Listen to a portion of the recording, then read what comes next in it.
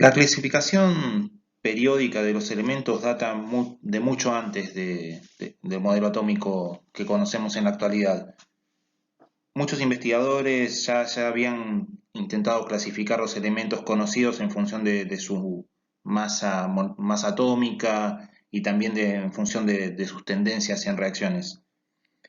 En 1869, el ruso Mendeleev enunció la ley periódica, que decía que los elementos se podían ordenar de manera racional en función de sus pesos atómicos. La contribución de Mendeleev fue muy clave para la química, porque él no solo ordenó los elementos ya conocidos en su momento, sino que dejó espacios vacíos en lugares claves en donde él predijo que debían existir elementos que continuaran la serie periódica.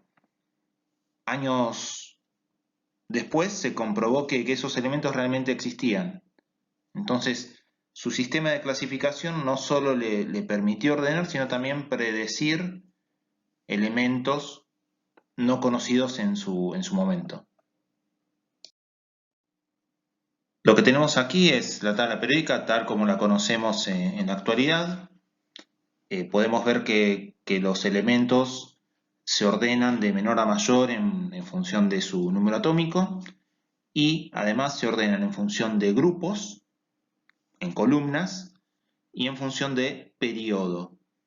Bueno, en breve vamos a poder interpretar qué significa cada grupo y cada periodo en función de la configuración electrónica de cada elemento. Cabe destacar que dentro de cada grupo existen tendencias de reactividad que a la hora de tener que estudiar la tabla periódica resulta mucho más cómodo en poder predecir y poder interpretar las tendencias en los elementos. Un detalle más que se ve acá en la tabla periódica es esta escalerita en rojo que divide los metales de los no metales. Los no metales están ubicados a la derecha y los metales están ubicados hacia la izquierda de esta división. Entre medio hay elementos que pueden tener comportamiento metálico y no metálico. Como acabamos de ver, los elementos se ubican en periodos y grupos en la tabla periódica. Para poder entender cómo se ubican, tenemos que escribir la configuración electrónica externa del elemento en cuestión y vamos a ver que el nivel más alto ocupado nos va a indicar el periodo y el número de electrones en el último nivel nos va a dar el grupo que ocupan. Veamos entonces los siguientes ejemplos. Por ejemplo, en el flúor, su configuración electrónica externa es 2s2, 2p5. Bueno, está claro que el último nivel ocupado es el nivel 2, entonces el flúor va a estar en un periodo 2, y los últimos electrones en el último nivel son 7, ¿sí? 2 del orbital S y 5 del orbital P. Cuando tenemos niveles P incompletos, a ese número de electrones hay que sumarle 10. Y así llegamos a que el flúor está en el grupo 17. Si se fijan en la tabla periódica, hay dos numeraciones. Hay una numeración de grupo que lleva números romanos y una letra, y hay otra numeración que es continua, que va del 1 al 18. Nosotros vamos a usar preferentemente la numeración que es continua, del 1 al 18. Por eso hay que sumarle 10. ¿Sí? En la configuración, la denominación antigua, el grupo 17 sería grupo 7A. Pero bueno, no vamos a usar esa numeración. En el siguiente ejemplo, litio, su configuración electrónica externa es 2s1, entonces es muy simple. Periodo 2, grupo 1, ¿sí? Hay un solo electrón en el último orbital. Magnesio, su configuración electrónica externa es 3s2, entonces nos va a dar el periodo 3, grupo 2. Y por último tenemos el selenio, que su configuración electrónica externa es 4s2, 4p4, entonces nos va a dar periodo 4, tenemos 6 electrones en el último orbital, tenemos que sumar 10 porque tenemos un orbital p incompleto, y resulta que es el grupo 16. Algo que podemos ver en los grupos de la tabla periódica es que muchos tienen nombres característicos. Por ejemplo, el grupo 1 se lo conoce como grupo de metales alcalinos, el grupo 2 se lo conoce como metales alcalino-térreos, el grupo 17 se lo conoce como grupo de los halógenos y el grupo 18 como el grupo de los gases nobles. Bueno, los grupos que están entre medio no tienen nombres muy característicos, simplemente tienen el nombre del primer elemento que lo precede. Lo que tenemos a continuación es una tabla periódica en bloques, en el que cada bloque representa los orbitales en donde se encuentran los últimos electrones. Así tenemos un bloque S, que está involucrado los grupos de metales alcalino y alcalino-térreo, el grupo P, que son todos los elementos que tienen niveles P incompletos, que irían desde el grupo 13 al grupo 18, grupo D, que tienen orbitales D incompletos, y grupo F, lo mismo con orbitales F incompletos.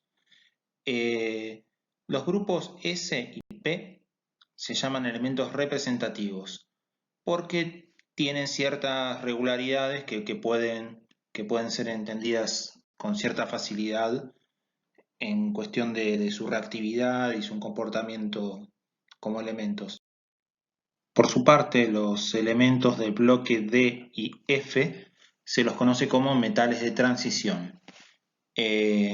Algunos de ellos tienen comportamiento metálico, pero existen condiciones especiales en donde el comportamiento de estos elementos puede ser el de un no metal. Así que es un poco más compleja la comprensión de cómo se comportan estos elementos. Por lo tanto, en esta materia vamos a trabajar con elementos representativos del bloque S y del bloque P.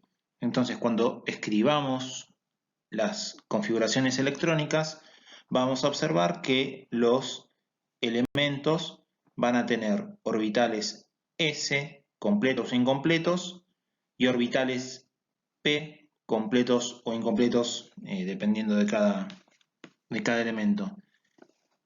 Y si llegaran a aparecer orbitales D o F, estos orbitales van a tener que estar completos. 10 electrones para el orbital D y 14 electrones para el orbital F.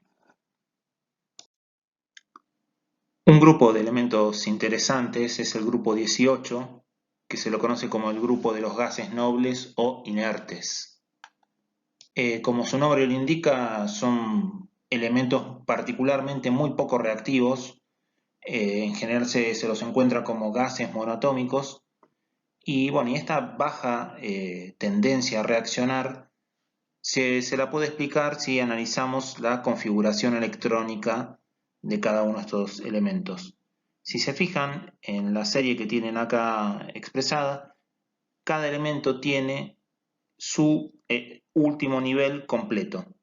El helio tiene completo el nivel 1, el neón tiene completo el nivel 2, el argón el 3, el xenón el 4 y el radón el 5. Esto se lo conoce como nivel de capa completa y es una estabilidad electrónica muy fuerte, por lo tanto son los elementos menos reactivos de la tabla periódica. Como dijimos anteriormente, los átomos pueden intercambiar electrones en diferentes reacciones químicas, en diferentes condiciones, y dar lugar así a elementos con cargas netas. Si el átomo en alguna de estas reacciones químicas pierde electrones, va a dar lugar a un catión que tiene una carga neta positiva. En cambio, si el átomo gana electrones, va a dar lugar a un anión, que es un ion con una carga neta negativa. Para decidir si un átomo tiene tendencia a ganar o perder electrones, vamos a tener que usar un criterio, y es el siguiente. Luego del intercambio de electrones, la configuración electrónica obtenida es la del gas noble más cercano en la tabla periódica. Dicho de otra manera, el ion obtenido es isoelectrónico con el gas noble más cercano en la tabla periódica. Veamos un ejemplo para aplicar lo que acabamos de decir. Tomemos el bromo. El bromo sabemos que tiene 35 electrones en su configuración. Bueno, y la configuración externa es 4s2, 4p5. ¿Sí? Sabemos que podemos ver que es del grupo 7, es un halógeno, y está ubicado en el periodo 4. Además vemos que si este elemento gana un electrón, puede completar su nivel 4p y de esta manera obtiene la configuración electrónica del gas noble de ese periodo, que sería el criptón. Entonces, decimos que el ion más probable para el bromo es el bromo con una carga negativa, ion bromuro, y con una configuración electrónica externa 4s2, 4p6. Veamos qué pasa con el litio. El litio tiene 3 electrones, entonces su configuración electrónica es 1s2, 2s1. Si este elemento pierde un electrón, quedaría con una carga positiva y podemos ver que el litio con una carga positiva es isoelectrónico con el helio, que es el gas noble más cercano al elemento litio.